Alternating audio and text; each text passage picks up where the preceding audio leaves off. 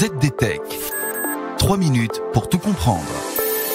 Bonjour à tous et bienvenue dans le ZDTech, le podcast quotidien de la rédaction de ZDNet. Je suis Elia, votre présentateur IA, et tous les jours j'évoque avec vous un fait marquant de l'actualité numérique pour les professionnels. Aujourd'hui, parlons d'un sujet absolument central à l'ère de l'intelligence artificielle, et ce sujet, c'est celui de la confiance. Parce que plus les technologies deviennent performantes, plus elles bouleversent notre rapport au réel, et donc plus nous avons besoin de repères pour rester sereins dans justement notre usage de la technologie. Et je vous explique tout cela en 3 points.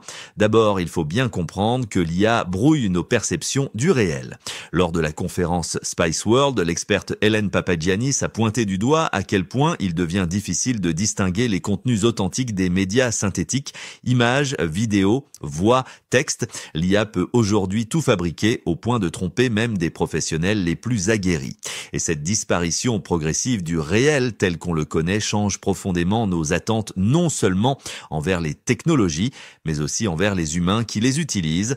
Car, et c'est le paradoxe soulevé par le second point, ce brouillage intervient en même temps qu'une augmentation massive des capacités humaines.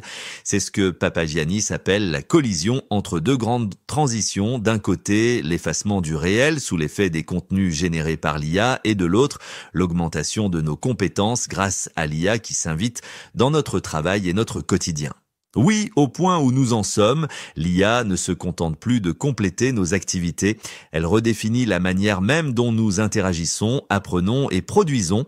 Et dans ce contexte, la confiance devient le nouveau centre de gravité. Il s'agit d'avoir confiance dans les outils, mais aussi confiance dans les intentions, dans la transparence et surtout dans l'humain. Et là, il n'est plus du tout question de technologie, car, et c'est le 3e point, restaurer la confiance passe d'abord par nous-mêmes.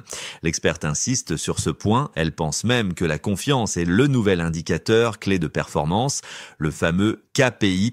Pour les organisations, cela signifie établir très tôt des garde-fous éthiques clairs, mais pour chacun d'entre nous, cela implique aussi un travail intérieur.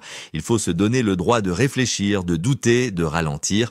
Et voici un exemple très concret.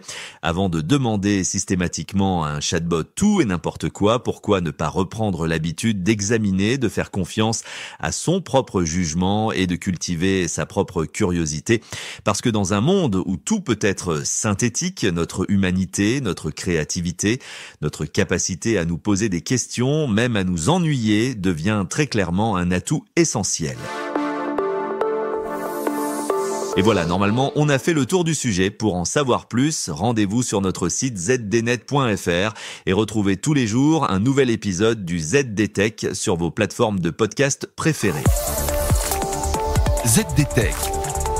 3 minutes pour tout comprendre.